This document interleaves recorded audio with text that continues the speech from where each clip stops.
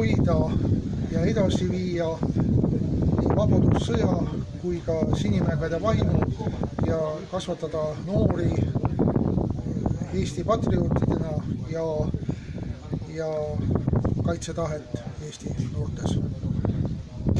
Eesti on Euroopa Liidus ja NATOs ja miks on meil vaja vabadusvõitlusest praegu rääkida? Oleme vaba riik iseenesest. Sellepärast, et me vabadus ei ole kunagi meile niisama kätte kukkunud. Selle eest on võideldud ja paljud langenud selle eest.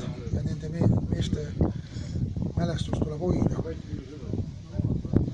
Ja praeguse seisuga Vabadusvõitlejate Liidus oli algus aastatel oli mehi, kes olid vabadussõjas osalenud. Kui need lahkusid, siis jäid alles ka 44. aasta kaitselahingutes osalenud mehed.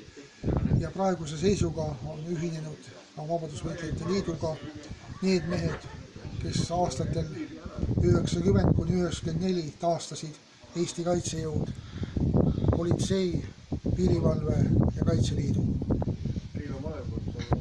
Aga aitäh!